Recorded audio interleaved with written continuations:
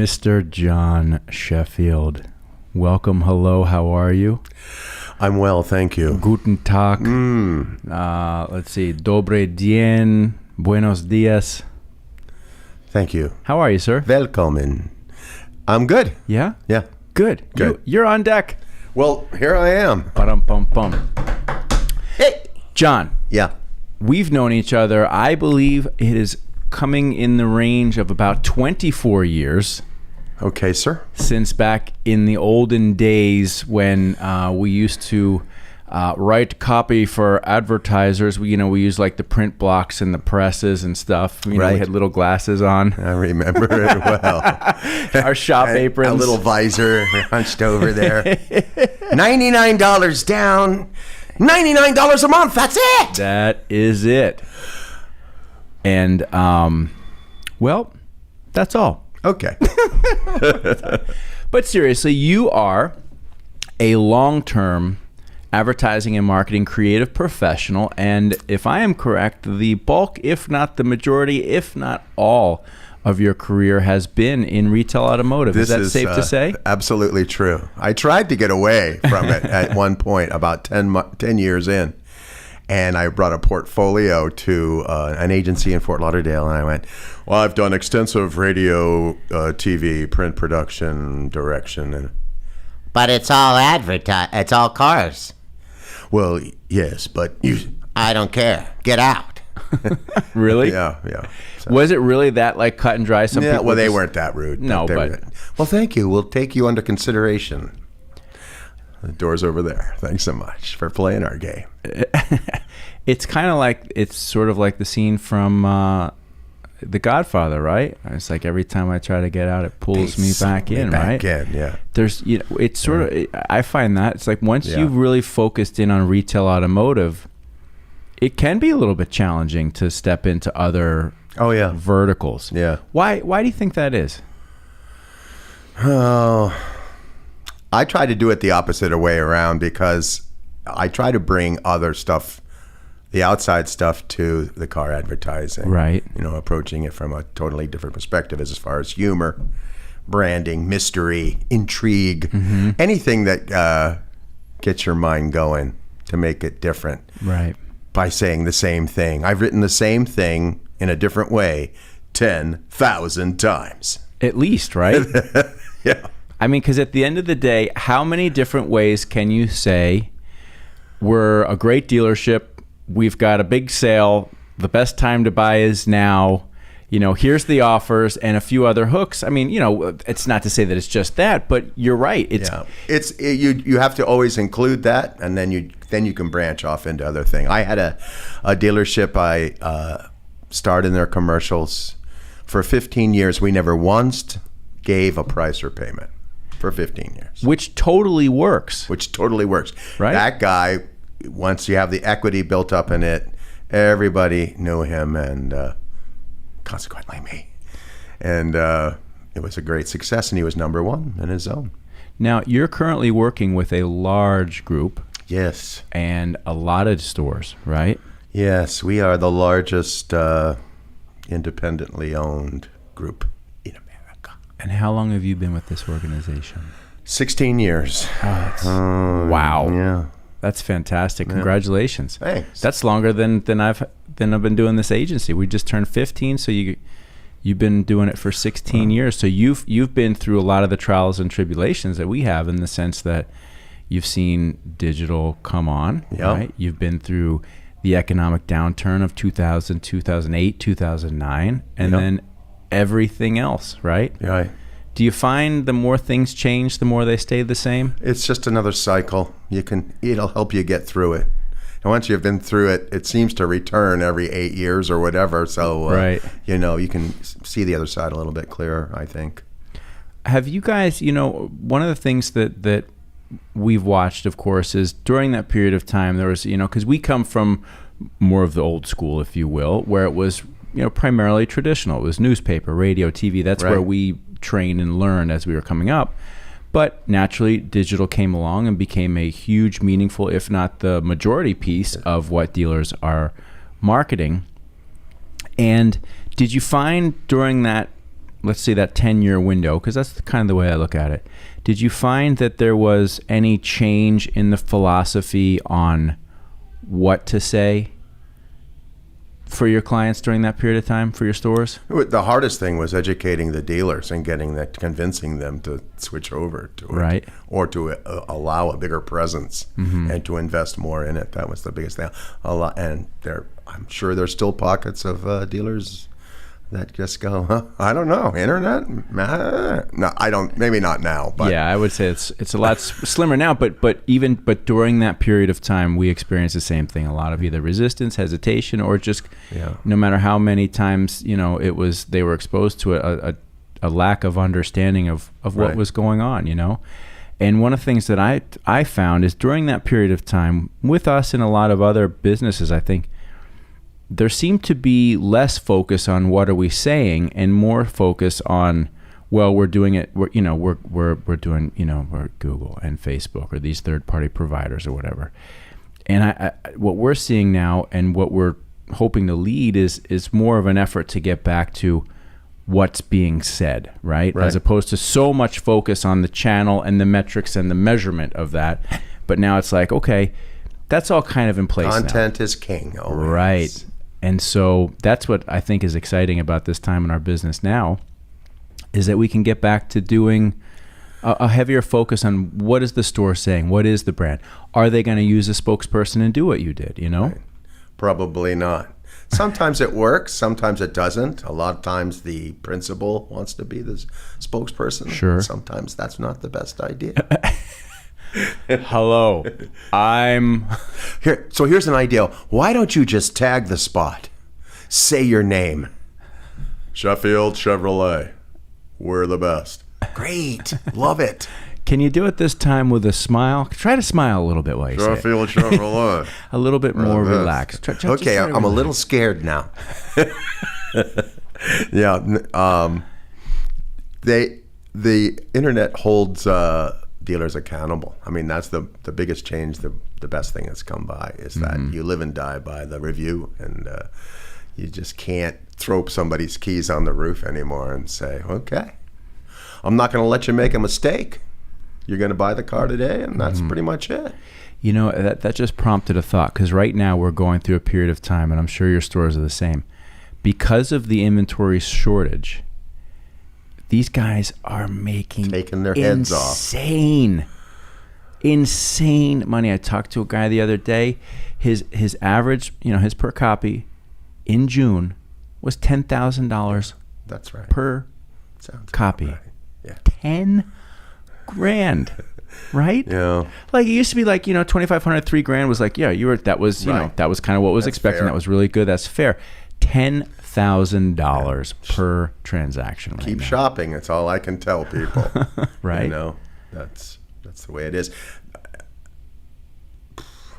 There's even more than that. So on new cars that are very, the Toyota TRDs and all loaded up, they're getting $20,000-$30,000 above over MSRP. And people are paying. But as long as people pay that, then right. It's just what? Now the only thing, when they're you would presume that anybody who is willing and able to pay $30,000 over MSRP, let's round it down to 20, right? You'd think that person probably has a decent amount of disposable income, and that's it. They're doing that because it's not hurting them. However, we both know that at some point in time, something's got to give. Something's got to give, and not only that, if they ever try to trade out of these cars, they're never going to get out. I'm upside down, Chris, by 40,000. What can you do? What can you do? Right? Can you pay off the last 6 months for me? John, no. I'm sorry. We don't have a $40,000 rebate. I probably made a mistake on that one, but I was the only guy with that model in my neighborhood, and everybody else was driving a 5-year-old car. It could yield. Could be an ego thing. I don't know. It could also yield some interesting creative opportunities down the road in terms of messaging. That's one thing that never ends. Creative opportunities are always there every day. But we'll see these cycles come around, and that at some point in time down the road, some guy, some more old school dude's going to pull out some crazy trapped kind of message or whatever, and the shit will work. Just because it's speaking to the consumer in a way. That's the way I like to do it. I like to make an emotional contact. Yes. with them. Whether that be humor or sarcasm or beat you over the head with the message. It's not rocket science. Don't pay 30 grand over MSRP. Where did this all start for you? Entering into the creative field. Way back when I did a whole bunch of jobs. I was late to the creative side of my life. I was going to be a rock star, a surfing rock star ever since I was 16, 17. I started playing music at 12 and got paid at 15. At 17, I played the candy store in Fort Lauderdale, lied about my age. And I just had a dream of being a rock star all my life. And I'm not giving up. But almost there. So I worked to support my music habit, okay, which is what we still have to do today. Sure. And I went through a whole bunch of different jobs. I worked for a newspaper, the Boca News, for 8 years. I was the lithographer there, 4-color separation, and I did a bunch of different jobs, but it wasn't until I went to Galnick Advertising. My brother worked there, and I was between jobs, and he said, yeah, you can probably do something over here. So I set appointments for salespeople. It's a syndicated advertising for banks, tires, car dealers, and you bought a book of print ads, 6 radio and 6 TVs for $8,000, and we customized these and throw your name into it. It was really not a bad. It wasn't a bad deal. It was a pretty good, high quality. So I set appointments for that, and then became a salesman myself. Went out on the road and sold, which was kind of funny because I had probably shoulder length platinum hair, and I would be going into Alabama to banks and stuff. Hello, sirs. Now this campaign is gonna really. We would try to do smaller banks, 40 million and 20 to 40 million, and deal with the president only. I sold a few, and after that, I knew that sales probably wasn't for me, and they asked me if I could write. And I never said no to anything. I went, yes, of course. And they go, okay, we'll give you a 90-day trial. So I went to my brother and go, I'm a writer now. What am I going to do? And he gave me some pointers. He says, well, here's some scripts. Look at this. Say the name 3 times, and whatever the product is, and just start from there. And it turned out I had a talent for that. And I also got into voiceovers with a great group of people over there. And I learned a lot about the business there, and I was there for 6 or 8 years. Okay, doing that. And I'm curious, just to back up, because there's a lot of good stuff here to harvest into. Did you have when you were setting appointments, right? Yeah. Was it cold calling? Yeah, I was real good at that. I could work like 6 hours a day and fill the guy's week. You would do one for 10 in the morning and one at like 2 in the afternoon. Okay. So I would call, if it was banks, there would be 4 or 5 banks to call. And I would say at the end of my spiel, hi, I have a guy coming through to show you some really exciting marketing and advertising for your bank. And he's got either 10 or 2 available, oh, wait a minute, 10 might be taken because George across the street is thinking about booking it. But I want that one. Give me that 10 o'clock. Oh, okay, sir. That'll be fine. So, and it was seriously, it was pretty easy. Everybody was interested. The guys there in town, they come to town, and you'd be an idiot not to take a look at a new idea. And that's really what I said in a very nice way. Right. And so that went pretty well, but it's not a career. No, but what a great way to get into the business of actually, because and when the salesman sells, you get a piece of the action. Because that's what everybody thinks, the creative business, and it's going to be fun. You're going to have a lot of fun. You come up with all these ideas, and that's true. Yeah. But man, if you or somebody isn't constantly There's selling so it, much to the whole you're vehicle. toast, Yeah. right? Yeah. So to know how Your to do that account out of the gate. executive is everything. Your media buyer. It's such a team effort, and the creative all working together. Really, Right. Hopefully, they're doing that. So, it really makes a big difference. So you start off cold calling, and then now you're out making I the went out, presentations. and it took me, I sold one in I guess 2 weeks. My first one, it was $12,000 to a bank, and I made $2,000 that day, and I thought, that's it. I am going to be so wealthy and successful. This is great. But then, like as all salespeople know, there's another period of blanking for a week or two, and that money got used up real quick. Right. And the pressure. it was tough. And so that cool, crazy, confident guy, the guy started going, look, I'm going to make it 12 commercials. I'm going to make it 2 years ownership. Come on. Hold on, son. You got a little sweat on your upper lip.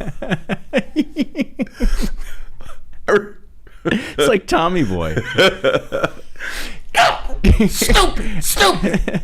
But it's true. Like when you're out having to go sell, and listen, of course I've gone out and sold our agency, but it's never been a door to door like bang, bang, bang, bang, bang kind of thing. Yeah. But to have to do that is a tremendous amount of effort and a tremendous amount of skill. Yeah. And you've got to go through. How many no's do you go through just to get the one where you're like, oh God, at least 10. Right. That's the ratio, sometimes 20. So, but it's so good. I remember when we pitching later on as a group, going out to a really big dealer, right, and going through and seeing 3 other agencies pull there, the mic a little closer, and going through the whole dog and pony show of everybody. Here's the media, here's the principal, here's the creative pitch, and that's all I had to come in and do. Listen,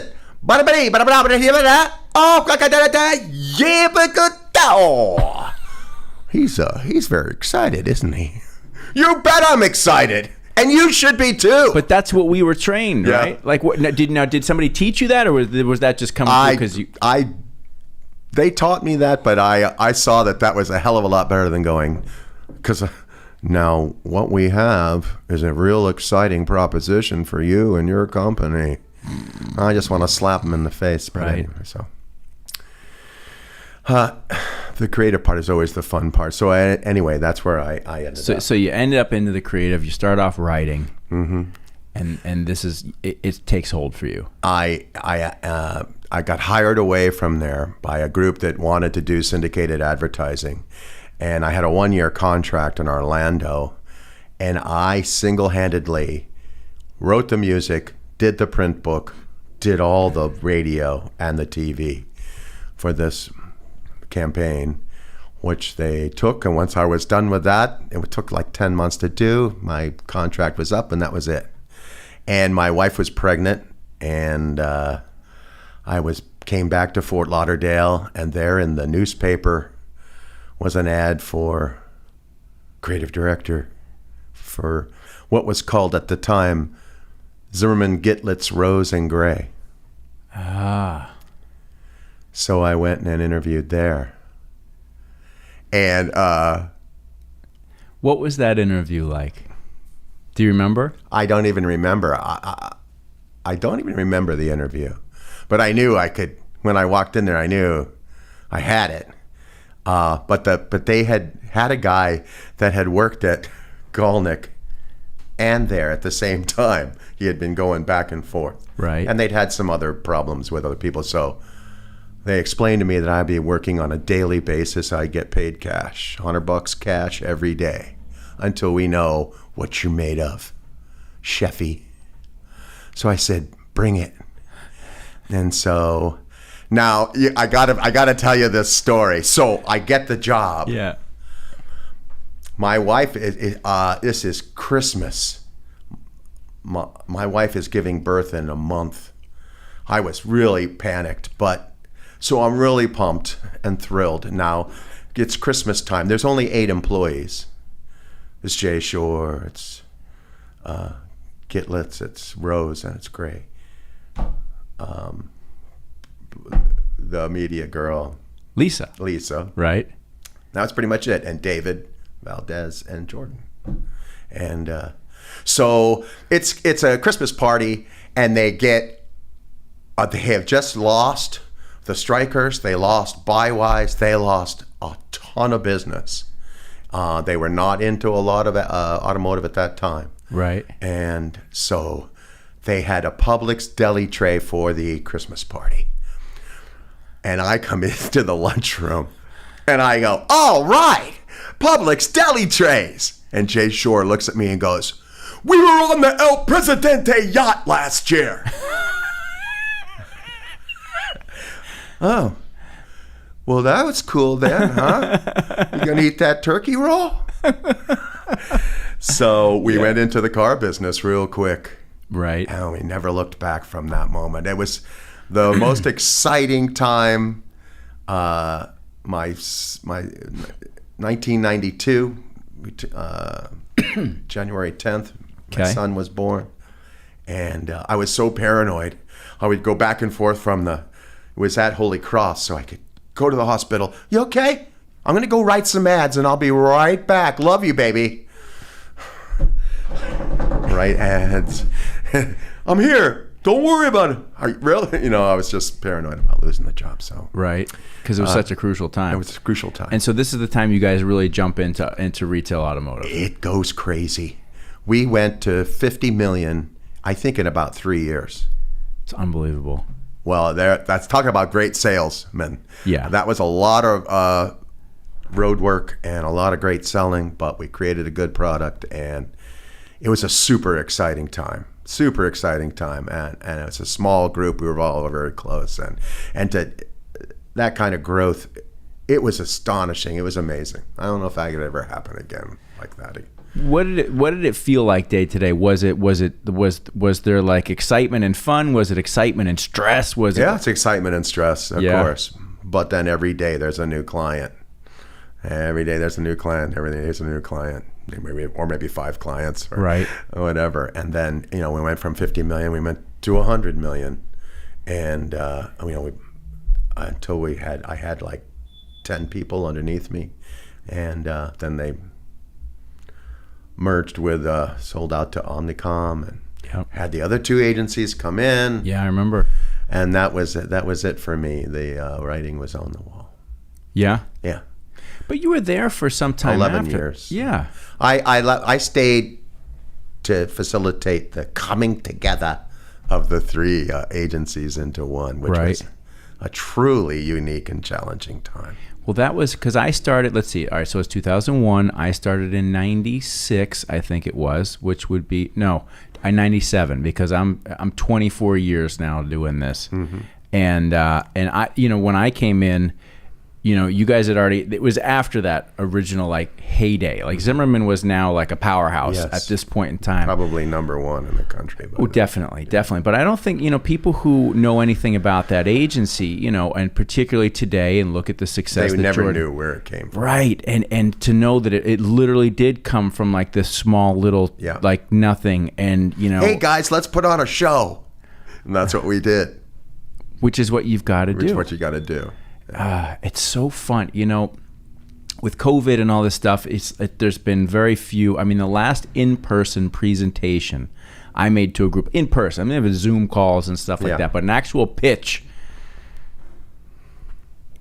16 months ago. Yeah, that's too long. 17 months ago. Get your butt back out there. Well, that's exactly what we're beginning the process of doing. It's like, okay, time to start, putting the show back together. And that's really what it is, right? Mm-hmm. I mean, you got your deck, and this is what we do, and here's what it looks like. But at the end of the day, they buy you, I think, as a personality. I mean, everybody's pretty much the same. They're all offering the same thing, especially similar, a little with the digital and everything. So it's how much service are you going to give them, and do they like you as a person? Can they Can they connect? Do they feel like you're going to be somebody that they can work with and trust and understand, and you're going to be honest and deliver and all that stuff? And it's such an important part, because you're right. I mean, every business wants to think that they have this like fundamentally, unique identifying thing, right? Now, for tech companies or digital startups or whatever, when they were the first one to be doing something, yes. But then, you got 20 others doing it. And it was the same with advertising and all that. So you really, you have to differentiate yourself, but you differentiate yourself with the people. And with your customer. Yeah. You look to them. And for me, I see what the principal is like, what his personality is like, what his family background and what he's done in the community, how he's perceived there. You travel there and you talk to a lot of people and you get to know it. And that's how you write your creative, to customize it to as much as you can to each individual client. You're so right. So right. That's exactly it. We've said for years that it's our job to understand and then tap into the DNA of that particular business. And the business is the people, and the people a lot of times is the leadership, and the leadership is the owner. What are you trying to extract there, right? Because you still have, to this day, you've got men and women who are like the old school freaking rock and roll, just go, aggressive stuff. But you have a lot more businesses now that want to represent themselves in a more modern, contemporary way that is not necessarily about price and payment, but about the value of what they offer. Right. And you differentiate that by... But you also help them grow as a company internally. And like that group of people saying, hey, let's put on a show. I mean, that kind of camaraderie and enthusiasm should be in the company, whatever company you're dealing with as well. Mm-hmm. And so I've expanded into that motivational film and talking to the sales force. I worked in automotive for decades, but I had never sold cars till I spent 6 months selling cars. I went out and just pounded the pavement. No way. I did not know that. Yeah, I know.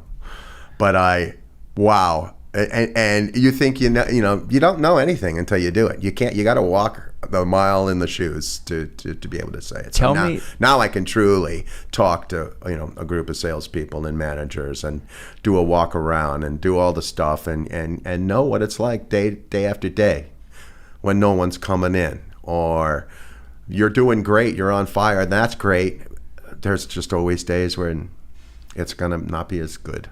And it's so hard. That's that sales thing. I was great, and everybody loved me because I'm very outgoing and I love people, and so that part's easy. But for me, it was the creative thing is king, and that's what I just fall back on. And the pressure of commission selling is just a lot. It's really hard. Yeah. I was salesman of the month, and then I would blank. I was just, you're going to be so great. You're going to go all the way. And I think, I still believe, I believe that. I believe that you would be a great salesperson. Sure. Because, number one, the skill that's the most important is the ability to be able to engage and almost entertain your guest, right?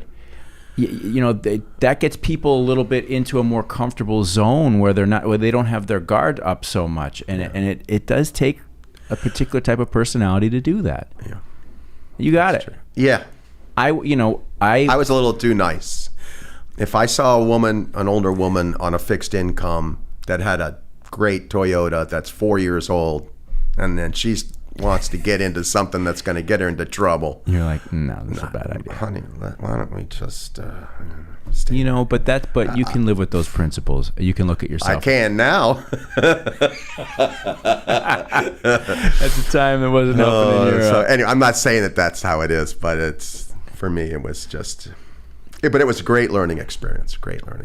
I remember, I spent 5 years on the retail side in between Zimmerman and this. And I worked at a Ford dealership in Atlanta, and 1 month I was paired up with the number one salesman in the dealership. And this was a guy who on a regular basis sold 30 to 40 cars a month. Man. And he was just a force of nature, similar to you in the sense that it's a special gift. Natural comedy. It's a special gift, though. natural comedy. I mean, he to would do those numbers every month. People would get out of the car, and within 5 minutes, they are dying laughing, so entertained. And then from then, it was just like, and you build up your portfolio, and then you don't even have to. You have 2,000 clients, and they're repeat buyers, and blah blah blah. After you do it long enough. So well, that's cool. I did not know that you sold cars. I'm glad I did it. Yeah, it's helpful. It's very, very helpful. It's very, very humbling. Yeah, keeps me honest. One more reason, though, that it's just going to be so hard to get out of the car business. Right. Well, I gave up ever doing that. So and thank God I'm blessed that I had an industry that no matter what was always there. While everything else fell apart, those other agencies I wanted to go to are long gone. And whenever they lose big clients, everybody goes. And it's just not the way. Do you find one of the things, probably the main reason, aside from understanding the business and having been doing it for so long, I just love the people in the car business. Not all, you come across some turds, but for the most part, like car people just are like big personality, fun people. A lot of family oriented, generational type stuff. They enjoy life. It's good, they have a good time. Yeah. It's fun to be around. Yeah, it is. I have a lot of friends in the business. Yeah. And it's a great life. It's a great life. So you grew up in Florida. Yeah. And, being a surfing rock star is the dream. Right. When did that one start? Like what were you exposed to that you said, oh yeah, this is what I want to do? Well, I got married and had a kid, so I had to actually work. Well, before that, when you were younger, when you still wanted to be like when being a rock star was like, this is what I'm going to be. I know you came up in a musical family and brothers and what have you. So there was never any question. By the I was 12, and I actually I changed my mind at the last minute to a snare drum, I'd asked for a guitar, and my brother Richard had always tried to. No, you want a drum? Really? Is that what I want? I want a drum. Right. No, and I got the acoustic guitar, and they were all self-taught. And they had been playing for a while, so they showed me G, A, and D, and that was all she wrote. It was. We got in on the ground floor. Now everybody and their brother is a musician, right? So or producer, or karaoke singer. But that never left me. I mean, music for me is that's the constant that gets you through the highs and the lows of whatever job you're doing and everything. Mm-hmm. Thank God I've been doing that for 40 years now. Started out with my brothers, and we had a 42-year run, which isn't over. My oldest brother passed 4 years ago this month, and Richard and I are continuing on with another bass player. And we do the 60s and 70s, and it's a great set list, and it's a great period of time that a lot of people really enjoy. I know we've talked about this briefly, what it meant, to lose your brother, right? And how it was difficult for you and your other brother to carry on. We couldn't play for a year. We couldn't be in the same room and play the music.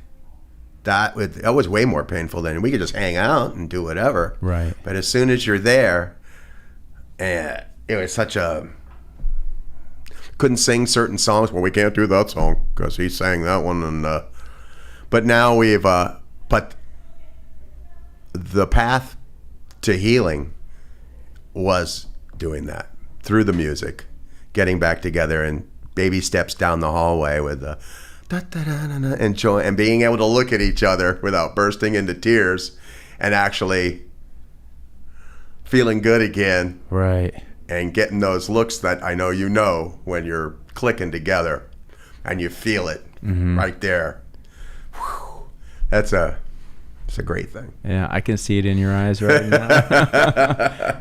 You're not gonna make me cry, Chris. You're not gonna make me cry. I'm not trying to, but I know it's a powerful thing for you, and for you guys to have been able to get past it and use music to heal. And I got to do it in the business. I worked with a lot of great, wonderful producers and songwriters, and got to sing jingles and play on jingles and incorporate music all through those decades of doing that. So also acting, getting in front of the camera, producing, directing, writing, acting, it's all good. And in your family, you know, with your brothers, you know, I know your one brother's a voice talent, you know, a voiceover actor and voiceover, what, an actor, I don't know if he's... I think that's accurate. Yeah. But it's like everybody's in, you know, kind of connected together in this tissue to some degree. That's so cool. I mean, you know, there's a lot to be said for being able to live a life doing the things that you love to do, being able to make a living at it as you have, and to never lose that youthful exuberance, which well, I've always known that in you. I mean, not everybody realizes this, but we've played music together off and on over the years, and now we're starting that up again.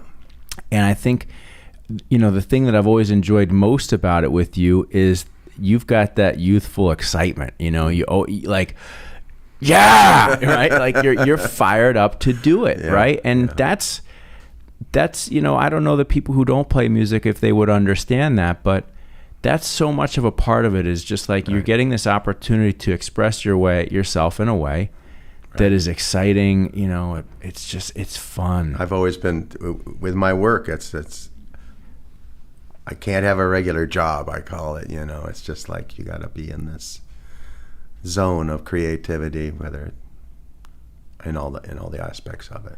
I said, Brad and I were talking at the beginning of the year, I was like, I want us to do more of what we're good at, less of what we suck at, and I want to have fun, you know? Having fun is, you know, because getting through COVID, not a lot of fun. Not a lot of fun. Not a lot of fun. And, you know, fortunately, we've been able to get through it. Now we're dealing with this inventory, you know, nonsense. But this, you know, it'll pass. But it hasn't been tons of fun, you know? No. And yeah, well, if you can bring some fun to the dealership, that would be most appreciated right now. I approach all advertising and marketing as if I was the owner. What would I want to do for my people? What are we doing? Well, they're dying on the vine where we're waiting for inventory. You know, how do we keep them motivated? How do we keep their families fed? You know, it's so interesting.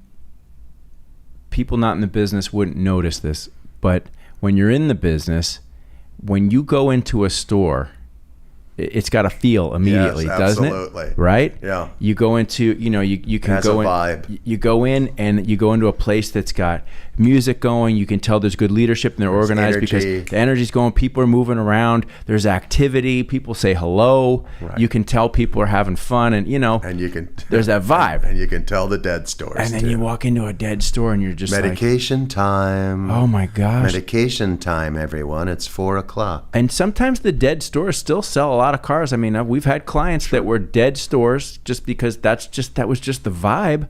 They still sold cars. They made money, but man, fine. And they're fine with that. I know, but every time you go there as one of us, and you those are the meetings where you're just like, oh God, what? Right? Yeah. And you're going, okay, let's pick it up a little bit. Whoa. This is supposed to be fun. So much caffeine in the coffee there. Right. You can usually win people over and turn those things around, pick people up. Well, we've never done it that way before. So fun. You think we should have fun? Yeah. You think I'm funny how? Ha ha, funny? Yeah. Tell me I'm funny. As you sit at this stage in your life and you can look back over your years of success and achievement and still, you know, look forward, what are the things that you'd like to accomplish? You know, as you look forward, I know you've got some big things coming up in your life here, you know, but as you look forward, what still remains uncharted territory or exciting for you? Well, the video content is always going to be, there's always uncharted territory. Right. I mean, the content, that is not going away. You know, when traditional TV goes and radio I don't. Even that's dropped out a lot. I loved radio so much, the theater of the mind, and doing all those voices and sound effects and creating those scenes. But the video content will always be there. We have only 6 seconds now to do it. So go stop. Right. Right. Yeah, it's very challenging. It's difficult, but so I would do that, and I would do videos for companies that help the employees, personal, for their, just to pick them up, spoof videos or music video. I do a lot of music videos. I have over the years with the dealership people. And no way. Yeah, getting them to mouth the words, and I play the song, and we'll choreograph a whole song through sales and service and whatever. And sometimes I rewrite the lyrics to them and then re-sing it, but they mouth it and they'll choreograph it out, and it's a great team building exercise. You know, it's funny too, because whenever you do that type of stuff for the store, we've not done anything like that, right? But whenever you do these things where everybody gets to participate at the dealership, they hate it at first. At first, people go, "I'm not doing that." Right. You know what? I'm sorry. I've got work to do. And then as soon as it's done, and you show it to everybody in the room, and the laughter starts, and the excitement starts. What are we going to do next year? Yep. How are we going to do better? And then, it gets, I've done it, you know. And it brings people together in a way. Oh, absolutely. Right? Absolutely. And you get to see, I never knew that guy could do that. He's always been so dry and boring and stuff. But really inside, he's like, it's funny, a monster. You see the different types of people when you're trying to get everybody at the dealership on camera, right? Yeah. You get the people who are like the hams and they want to like jump out there right away.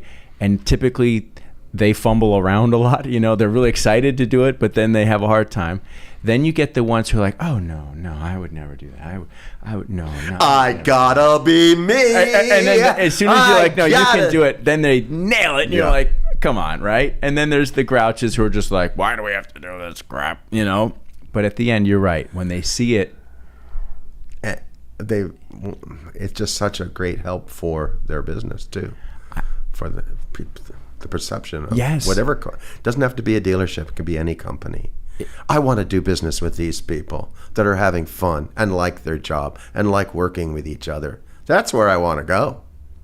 We had a client, and the dealer was he was the guy at the end. He'd introduce his name and he had a tagline, right? Right.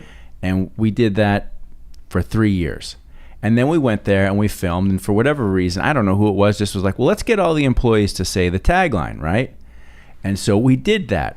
And they had a lot of international employees. So, I mean, we had it in different languages. We had people screwing it up, making mistakes. It ended up, so we made just one spot that was basically just all the blooper outtakes of people saying the tagline. Quite frankly, it is the most effective thing we have ever done in 15 years from the perspective of, never once have I ever had more times where the dealer called me and said, you cannot believe how many phone calls we're getting. People just calling us saying, we saw that commercial. That's great, right? Total one-off blooper, nothing. And that was the thing that made it. And you go, well, yeah, of course, because it's fun, right? It's showing the personality of the business. Right. To that end, you say Uncharted. When you're trying new and different things, sometimes it's not going to work. And so, but you need to try it. To get to the gems, you got to have a person that will say, okay, we'll give it a try. If it doesn't work, we move on. We'll do something else next time. But you got to be able to try.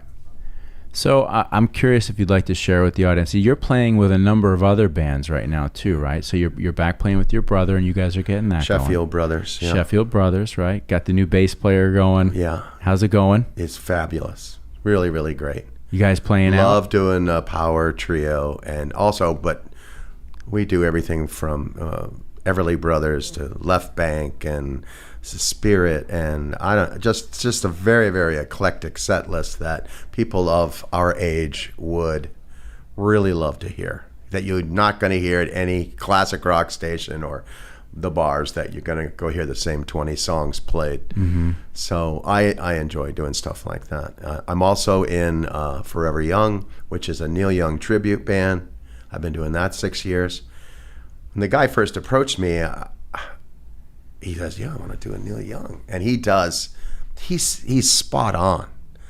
His voice is a little better than Neil's, thankfully, but he plays the harmonica, does the guitar, and I said, "But who's going to come hear it?" I like Neil, but I wasn't a super Neil fan until I got into the 50-year catalog of grunge and rock and folk and all this stuff that he's done, and of course all the classics, and then I found out about the following. There's a group of people that will go to the ends of the earth to go sit and hear, 25 of the Neil songs that he probably won't play in concert, but we will all at once. So that's been really good, and we also do a group, the Jukebox Gypsies, that do classic rock. And then I play in a church band. Every Sunday morning, I lead contemporary worship at First United Methodist Church in Boca, 9:30 a.m. I'll be there this Sunday. What's that like?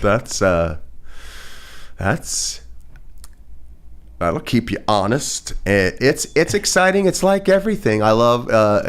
It's great music. It's exciting music, and for me, it keeps you grounded into what's real and just doing self-checks on yourself. Right. And sharing with people. I mean, it's a great setting to share with people that can just want to sit down, and it's been so difficult now more than ever. And I think this is I know everybody's gone away from, and I'm not talking about religion per se, but they're just gone away from anything like that. But what I'm talking about is just sharing love with each other, and moments of peace and understanding.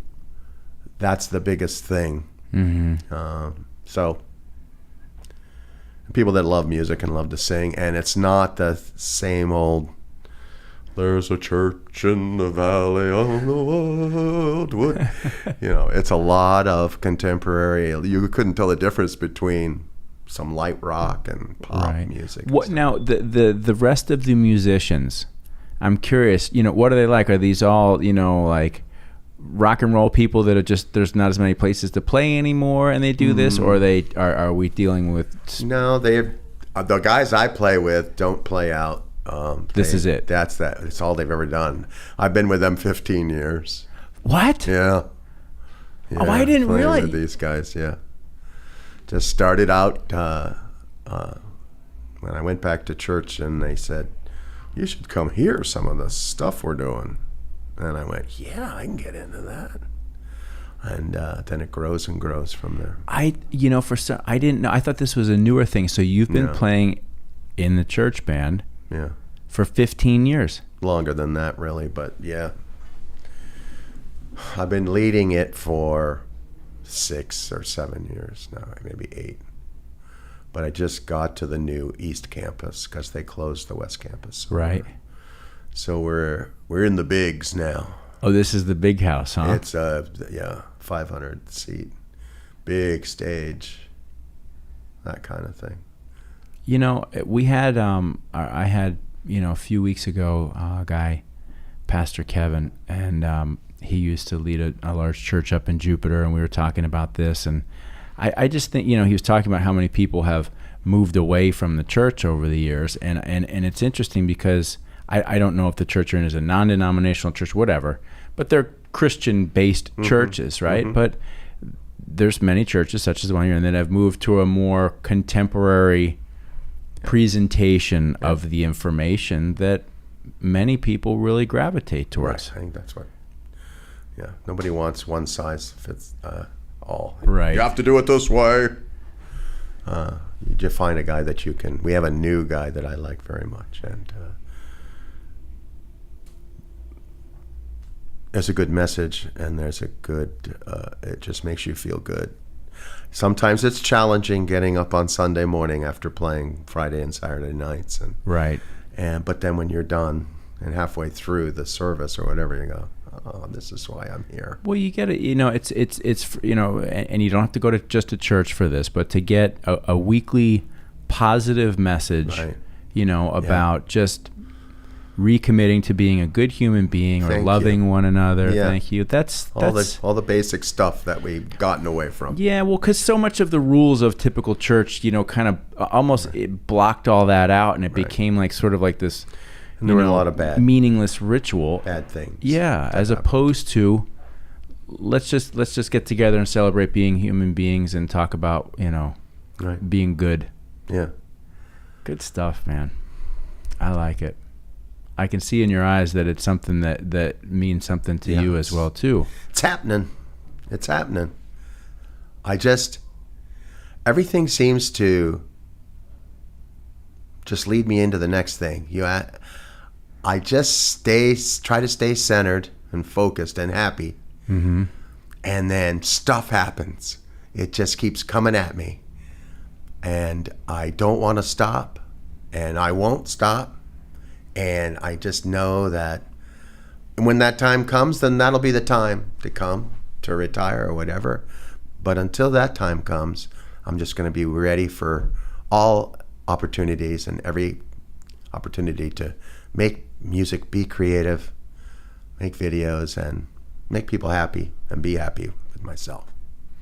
What better way to wrap up this conversation? Thanks so much. With that thought, man. Yeah. Thank you, John, for coming. I really enjoyed it, man. My You're pleasure. Good, man. Looking forward to many more weeks, months, and years We of got it going on. getting to make some music with you because it's fun. We're shaking the rust off, Yeah. but we're getting there, and I'm enjoying it, man. Okay. All right, John. Thanks. Thanks, buddy. Bye. Bye. Bye. Bye-bye. Bye. Bye-bye now. See ya.